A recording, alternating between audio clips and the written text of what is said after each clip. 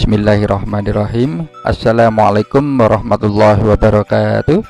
Selamat pagi, selamat siang, selamat sore, atau selamat malam bagi anak-anak yang baru memperhatikan video ini. Sebelumnya minta maaf karena tertunda banyak hal. Dan ini Bapak lanjutkan untuk pembelajaran yang keempat, masih pada subtema 1 dan di tema 1. Selanjutnya apa yang kita pelajari untuk di pembelajaran 4, yaitu nanti anak-anak dapat memahami nilai-nilai dari sila ketiga Pancasila. Kemudian selanjutnya nanti dapat menyimpulkan dari isi bacaan. Nanti masih terkait dengan materi gagasan pokok atau ide pokok. Oke, langsung saja nggih. Untuk pembelajaran yang keempat, yang pertama kita pelajari yaitu nilai sila ketiga Pancasila, yang bunyinya adalah apa? Ya, betul, Persatuan Indonesia. Sila ketiga ini mempunyai lambang yaitu pohon beringin. Pohon beringin itu gambarannya pohon itu sangat lebat, dan pohon itu menggambarkan negara kita. Negara kita yang memberi kehidupan pada kita, yaitu tanah, air, semua yang ada di Indonesia memberi kehidupan pada kita. Tinggal kita yang mengelola, tinggal cinta tidak dengan tanah air kita, ya. Dan di lain itu, bahwasanya pohon itu mengayomi seluruh masyarakat Indonesia.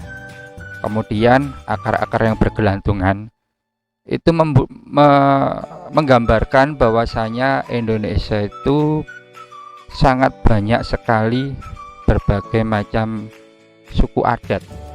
Nah, tapi mereka dalam satu pengayoman, yaitu negara Republik Indonesia dengan persatuan dan kesatuan. Jadi jangan lupa, meskipun kita itu berbeda suku, berbeda adat istiadat, kita harus tetap satu, ya. Makanya bunyinya adalah Persatuan Indonesia yang dilambangkan pohon beringin. Seperti itu. Selanjutnya, nilai persatuan ini nanti untuk rangkuman sebagai laporan kalau sudah memperhatikan video ini. Nilai persatuan mengandung arti usaha untuk ke arah persatuan dalam kebulatan tekad seluruh rakyat untuk membina rasa nasionalis dalam negara kesatuan Republik Indonesia. Untuk persatuan ini ke arah persatuan, ya. Bentar. Saya ulang lagi, nilai persatuan mengandung arti usaha ke arah persatuan dalam kebulatan tekad, ya, membina rasa nasionalis dalam negara kesatuan Republik Indonesia atau yang disingkat NKRI. Selain itu, nilai persatuan berarti sikap mengakui dan menghargai sepenuhnya keanekaragaman. Lah ini yang Bapak bilang tadi. Dari gambaran simbol akar-akar yang bergelantungan itu loh, itu termasuk akar, ya. Keanekaragaman yang dimiliki bangsa Indonesia. Nah, kita harus apa? Mengakui dan menghargai. Nah, jadi berbagai macam suku-suku keanekaragaman kita harus menghargai agar terciptanya persatuan. Nah, nilai-nilai yang terkandung dalam sila ketiga Pancasila secara terperinci sebagai berikut. Mampu menempatkan persatuan. Nilai dari persatuan itu, ya, kembali lagi, mampu menempatkan persatuan, kesatuan, serta kepentingan dan keselamatan bangsa dan negara sebagai kepentingan bersama di atas kepentingan pribadi dan golongan. Jadi nilai ini mengajak bahwasanya kita itu bersatu, jangan mementingkan diri sendiri atau golongan, tapi kita untuk bersama, untuk bangsa. Nah, ini kepentingan bangsa, ya, di atas kepentingan pribadi atau golongan. Maksudnya kepentingan pribadi itu di bawah, yang lebih utama itu adalah kepentingan bersama, kepentingan bangsa. Seperti itu. Nanti kalau kita mementingkan, contoh lah, mementingkan orang lain, otomatis nanti kita dengan orang lain akan adanya kerukunan. Jadi kita akan bersatu se-Indonesia, gambarannya seperti itu. Selanjutnya yang kedua, sanggup rela berkorban untuk kepentingan negara dan bangsa apabila diperlukan.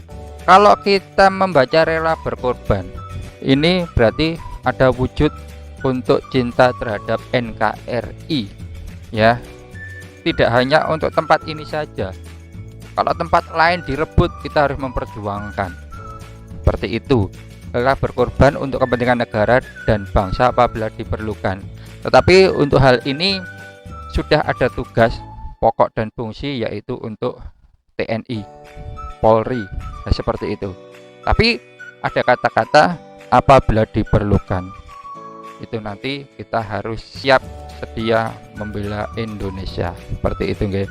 Dengan rasa ini kita untuk negara, otomatis kita dengan daerah lain, untuk Bali, ke timur lagi untuk Papua, ke barat ke Sumatera dan lain sebagainya, itu mempunyai rasa semua itu sama, akan terwujud rasa persatuan karena kita adalah Indonesia. Seperti itu. Selanjutnya, mengembangkan rasa cinta kepada tanah air dan bangsa. Ini tadi, rela berkorban itu dilandasi dengan rasa cinta tanah air, ya. Makanya kita sudah menempati di sini, ya. Kita tidak usah pajak menggunakan oksigen dan lain sebagainya. Ya, kalau masalah tanah yang kita gunakan pajak itu tujuannya bukan kita ini untuk ini dari negara, kemudian kita harus wajib seperti itu. Ya, sekaligus kita tuh gotong royong. Karena apa? Karena semuanya itu membutuhkan yang adanya, bentar ya, Bapak lanjutkan. Membutuhkan yang adanya dana untuk kebutuhan negara, ya, untuk pembangunan dan lain-lain. Nah, kalau dananya tidak dari rakyat sendiri, nanti juga itu kembali kepada rakyat, ya. Dari siapa lagi? Tidak mungkin bank itu memproduksi bagikan, produksi bagian, tidak. Nanti uangnya berputar. Intinya kita mempunyai rasa cinta kepada tanah air, otomatis bagaimanapun kita tetap memperjuangkan, nanti akan terwujud persatuan Indonesia. Selanjutnya, mengembangkan rasa kebanggaan kebangsaan dan bertanah air. Kalau kita bangga, ya, kalau kita bangga sebagai warga negara Indonesia, otomatis kita tetap memperjuangkan keutuhan bangsa Indonesia. Ya, kalau kita keluar ke Jepang, ke Korea yang ada jadi TKI, ada yang jadi pelayaran, kita bangga dari Indonesia. Indonesia itu dari berbagai suku, berbagai adat istiadat, tapi tetap bersatu. Bangga. Kalau adanya kebanggaan satu sama yang lain, kita ketemu di sana, Indonesia, dari mana? Dari Sumatera, dari Kalimantan dan lain-lain. Itu nanti akan terwujud rasa persatuan, ya. Bagi orang-orang yang kalau sudah keluar negeri, ketemu dengan orang Indonesia itu seperti saudara dekat. Nah, itu akan sangat merasakan persatuan di situ, ya, gitu. Besok kalau anak-anak ada yang besok kalau udah besar sebagai pelayaran, ya, kebanyakan itu pelayaran, nanti akan merasakan bahwasan di sana nanti ada persatuan antar sesama warga negara Indonesia. Selanjutnya, mengembangkan persatuan Indonesia atas dasar Bhinneka Tunggal Ika. Bhinneka Tunggal Ika itu sudah dicengkram oleh burung Garuda, dicengkram kuat, jangan sampai lepas. Nah, kebinekaan itu adalah perbedaan, tetapi tetap satu. Tunggal Ika tetap satu, tidak terpecah-pecah, ya. Mengembangkan persatuan Indonesia atas dasar Bhinneka Tunggal Ika, tepat sekali, ya, sesuai lambangnya. Memajukan pergaulan demi persatuan dan kesatuan bangsa. Jadi kita dengan sana mana itu Sumatera, Kalimantan dan lain-lain. Itu demi apa? Demi persatuan dan kesatuan, saling mengenal. Nah, secara tidak langsung nanti bagi anak-anak yang melanjutkan untuk studi kuliah nanti akan menambah teman dari berbagai daerah. Ya tetap sama, hanya perbedaan logat bahasanya saja. Nah, nanti akan merasakan ini sama-sama warga negara Indonesia. Nah, itulah nanti akan tercipta persatuan dan kesatuan. Jadi kita memajukan untuk pergaulan dengan siapapun ya, tanpa membeda-bedakan. Selanjutnya, dalam kehidupan berbangsa dan bernegara, nilai persatuan dapat diwujudkan sikap menghargai. Nah, kalau kita menghargai kepada siapapun, pasti tidak ada yang namanya iri, kemudian selalu merasa lebih, selalu terbaik. Tidak. Menghargai apapun dari teman, saudara dan lain sebagainya. Kalau kita menghargai itu pasti baik ya, tidak akan timbulnya iri itu tadi. Kalau ini menghargai keragaman, dari di sana itu pakainya kayak gini, kita pakai baju beskap dan lain-lain, itu di sana kok terbuka, tapi kita tetap menghargai. Itu karena kekayaan budaya negara kita. Keragaman dijadikan lem. Nah, ini sebagai kebanggaan kita, lem, kebanggaan bahwasanya kita itu berbeda-beda, bahkan pulaunya terpisah-pisah. Orang luar negeri itu heran loh, dari banyak sekali ragam budaya, kenapa mereka tuh akur. Oleh karena itu, orang luar negeri kalau pengen menjajah negara Indonesia, entah siapapun, itu dengan cara memecah belah. Dari dulu, pada zaman dulu tuh, waktu zaman kerajaan sama, bisa menjadi penguasa yang sangat besar, tetapi kalau digerogoti dari dalam, memecah persatuan, ya itu nanti bisa runtuh.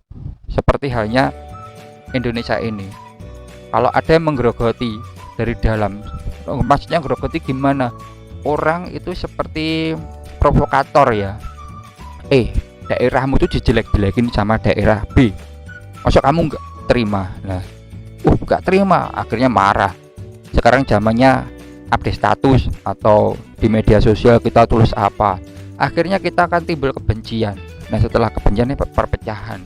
Nah, setelah kalau kita pecah, orang yang ingin menjatuhkan daerah tersebut gampang karena sudah punya teman, padahal ini dalam satu negara. Lah itu yang mewujudkan perpecahan, kehancuran negara. Oleh karena itu kita tetap bangga ya dengan adanya perbedaan, kita tetap satu, menjaga persatuan Indonesia, dan keragaman menjadikan lem ya. Kemudian keragaman bukan alasan untuk bermusuhan, ingat ini, melainkan alasan untuk bersatu ya, karena sudah dicengkram kuat dengan tulisan Bhinneka Tunggal Ika, dicengkram kuat oleh burung Garuda. Tidak hanya itu, dari simbol pohon beringin itu, akar yang menjulang kuat sampai tidak rapuh Indonesia itu, yaitu dari persatuannya. Akarnya banyak sekali juga, yang bawah, akar atas juga ada, akar bawah juga ada. Kalau bareng-bareng itu mencengkram kuat, otomatis pohon itu tetap berdiri kokoh. Kalau yang kiri kuat, yang kanan tidak kuat, rapuh, bisa rapuh ke kiri. Malah yang berusaha untuk mencengkram kuat malah ketimpa. Karena apa? Yang sebelah kanan itu rapuh, sebelah kiri sebaliknya, kalau rapuh nanti dia akan nimpa di sebelah kanan ya. Jadi bareng-bareng kita memperkuat persatuan. Dengan cara apa? Nilai persatuan dapat diwujudkan. Nah ini loh. Selain itu, nilai persatuan dapat diwujudkan melalui gotong royong, membiasakan sikap cinta tanah air, serta mengembangkan rasa patriotis dan nasionalis. Gotong royong, kalau gambaran yang cukup mudah ya di sekitar kita, namanya gotong royong itu bahu membahu. Kalau ada sampah, bareng-bareng kita ambil, perbaikan jalan kita ambil. Kalau lingkupnya sudah negara, secara tidak langsung kita sudah gotong royong, yaitu contohnya adalah dana kesehatan yaitu BPJS itu kita sudah bergotong royong, kita sudah memasukkan iuran macam-macam, ada yang 30.000, ada yang berapa, itu macam-macam. Itu juga tujuan untuk gotong royong. Itulah salah satu upaya untuk meningkatkan persatuan Indonesia.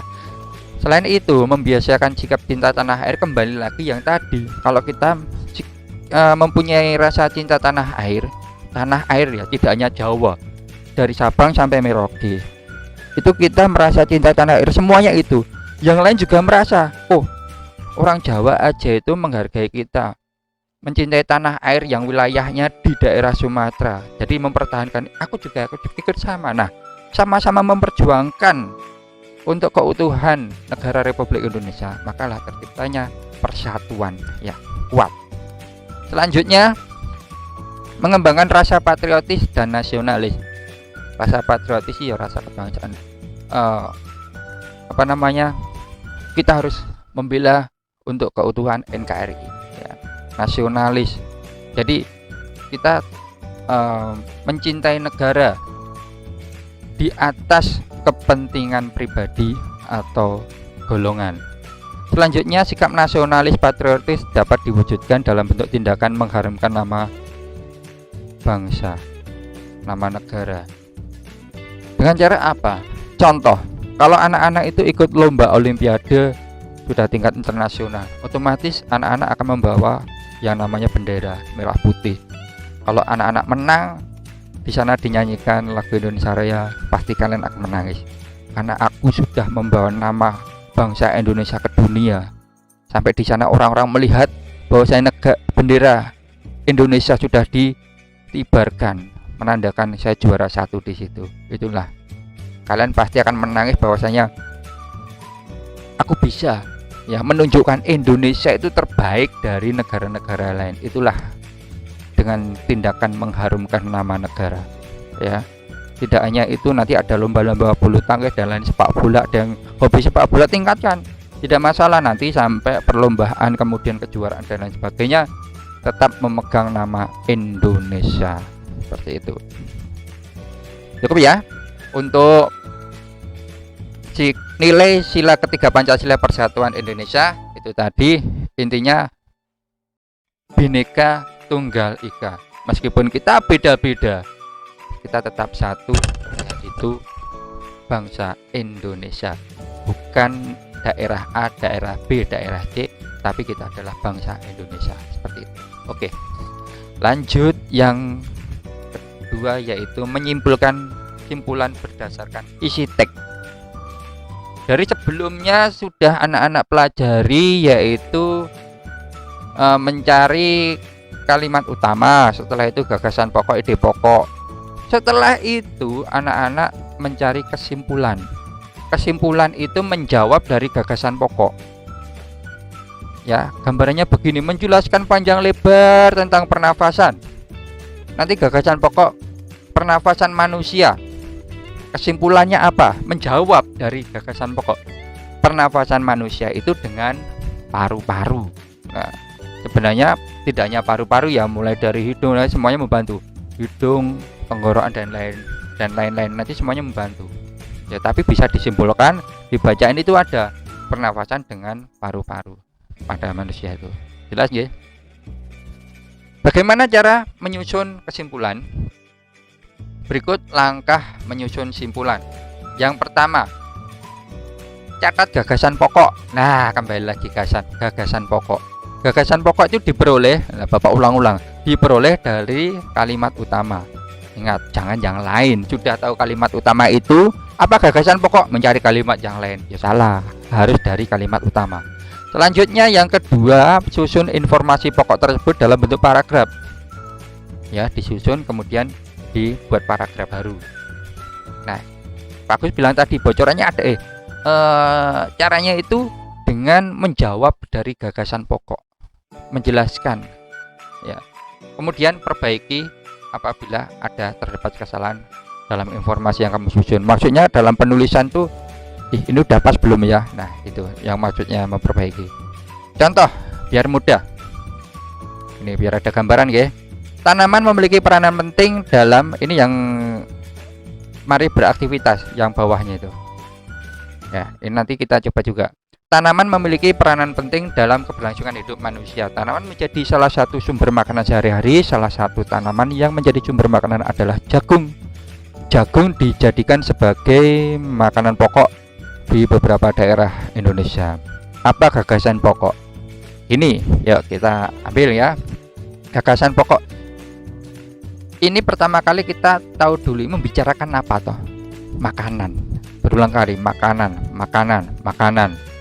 Ya, makanan. Terus kita tahu dari kesekian itu yang sebagai kalimat khusus itu mana? Kalimat khusus nanti salah satu kalimat yang membawa yang menggaris besari dari semua kalimat-kalimat pengembang. Coba dilihat dari awal. Tanaman memiliki peranan penting dalam keberlangsungan hidup manusia. Tanaman menjadi salah satu sumber makan sehari-hari. Salah satu tanaman menjadi sumber makanan adalah jagung. Jadi jagung sebagai makanan pokok. Ya, kita ambil dulu jagung dijadikan sebagai makanan pokok beberapa.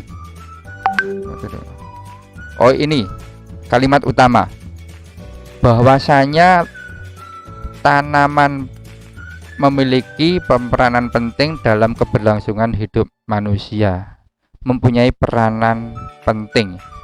Nah, jadi semua tanaman itu mempunyai peranan penting, ya. Dan di sini membicarakan yaitu tanaman jagung. Jadi menurut dari jawaban ini bahwasanya peran penting, nah ini peran penting tanaman jagung bagi manusia. Ini menjelaskan tentang peran tanaman jagung bagi manusia. Bukan kalimat utama yang diambil, tetapi gagasan pokoknya yang membicarakan tentang tanaman jagung. Nah, kesimpulannya apa? Kesimpulan itu bisa menjawab dari gagasan pokok bahwasanya tanaman jagung itu mempunyai fungsi sebagai makanan pokok karena mengandung karbohidrat. Ya, kesimpulannya makanan pokok.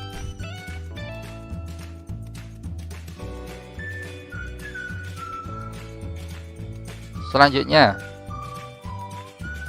jagung dapat hidup di ladang atau di sawah. Jagung memiliki masa hidup 1 putaran. Masa hidup jagung hanya berlangsung 3-5 bulan. Seperti itulah siklus hidup jagung. Gagasan pokoknya siklus hidup tanaman jagung. Nah, kalau kita mengetahui siklus hidup tanaman jagung itu dari bacaan ini berlangsung 3-5 bulan. Dan di sini gagasan pokoknya membicarakan tentang siklus tanaman jagung. Kemudian dari kesimpulan, kalau kita melihat siklusnya ini dalam perputaran itu berapa kali? Yaitu 1 putaran saja. Nah, jagung memiliki masa hidup 1 putaran. Masa hidup jagung hanya berlangsung 3-5 bulan. Jadi setelah itu tidak bisa tumbuh lagi, sudah habis. Ya, jagung seperti itu, seperti padi juga. Nanti biji-bijinya masih bisa dipakai lagi. Nah, jadi ini jawabannya, siklus hidup jagung hanya sekali atau 1 putaran.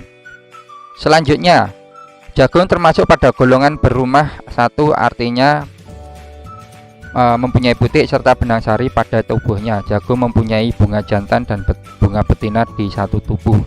Bunga jantan dari jagung mempunyai bentuk seperti malai, sementara bunga jagung yang betina bentuk seperti tongkol yang ada di bagian batang jagung. Jagung termasuk tumbuhan berumah 1. Nah, ini ada pada kalimat pertama Itu kalimat utamanya. Kemudian gagasan pokoknya itu adalah jagung termasuk berumah satu. Nah, untuk kesimpulan yang kita ambil dari ini ya, bahwasanya jagung itu ya berumah satu ya. Jadi berumah satu itu di dalam ada serbuk sari, ada putih, seperti itu. Jadi jagung termasuk tumbuhan berumah satu. Ya sama, hampir sama dengan gagasan pokok, tidak bisa dijelaskan yang lain. Intinya itu. Kalau kita menjelaskan di dalam ada bunga jantan dan betina, ya sama saja, itu namanya berumah satu. Selanjutnya, cara perkembangbiakan jagung. Dari bacaan ini, proses perkembangbiakan jagung dimulai saat munculnya bunga jagung. Ketika jagung sudah berbunga, berarti jagung sudah siap melakukan proses reproduksi perkembangbiakan. Penyerbukan serbuk sari bergantung pada angin atau beberapa hewan. Oleh karena itu, jagung termasuk tumbuhan yang berkembang biak secara generatif atau kawin. Nah, ini membicarakan cara perkembangbiakan jagung. Kemudian Pak Agus tadi bilang yang namanya kesimpulan itu menjawab dari gagasan pokok. Kita cari apa perkembangbiakan tanaman jagung, yaitu secara generatif. Jadi kesimpulannya perkembangbiakan tanaman jagung itu secara generatif. Itu kesimpulannya. Oke. Nah, itu. Jadi bagaimana cara mencari kesimpulan itu menjawab gagasan pokok. Jadi kalau orang itu gagasan pokok itu lebih masih bisa dijabarkan lagi banyak, tapi bisa disimpulkan itu menjawab dari gagasan pokok. Seperti itu nggih, dari ketiga contoh ini sudah Bapak jelaskan. Setelah itu anak-anak biasa untuk mengerjakan penilaian harian. Bagi yang belum mendapatkan buku, kayaknya masih ada satu anak Wan-Wan nggih, masih ada di Semarang. Ini kerjakan seperti biasa. Kalau tidak pakai Google Chrome ya memakai foto aja. Di LKS boleh, di buku boleh. Kalau di buku bisa dalam satu lembar, kalau di LKS nanti beberapa. Mendingan satu buku aja ya. Bagus yang menyarankan kalau anak-anak pengen langsung di LKS ya tidak masalah. Nanti difoto dikirimkan ke Pak Agus. Setelah itu ingat, kalau sudah dibahas ya nanti berbeda. Sudah dibahas kemudian mengumpulkan kan tahu, oh jawaban yang betul ini, yang betul ini. Ini tujuannya apa? Kalau ini setiap pembelajaran mengerjakan agar tahu, oh saya sudah paham tentang materi yang Pak Agus jelaskan dengan mengerjakan latihan. Ya, ini nomor 1, 2, kemudian 3, 4, 5 ini kembali lagi ya, ini bawa pelan-pelan, nanti bisa di skip. Kemudian ini 4, 5 pilihan ganda. Ini untuk isiannya. Ini ada bacaan. Kemudian gagasan pokoknya selalu muncul gagasan pokok. Ini jagung termasuk tanaman apa? Ini jelaskan yang dimaksud nilai persatuan, tulis 5 nilai yang terkandung dalam ketiga. Nah, selanjutnya ada paragraf lagi, nulis gagasan pokok, kembangkanlah. Ini sudah terlihat, nanti bisa dihentikan dulu untuk menjawab, kemudian laporkan ke Pak Agus. Ingat, nanti kalau setelah Pak Agus mengeluarkan pembahasan, nanti nilainya berbeda. Itu saja, oke. Terima kasih atas perhatiannya. Untuk lain waktu Bapak tambah lagi materi. Cukup sekian, akhirul kalam, wassalamualaikum warahmatullahi wabarakatuh.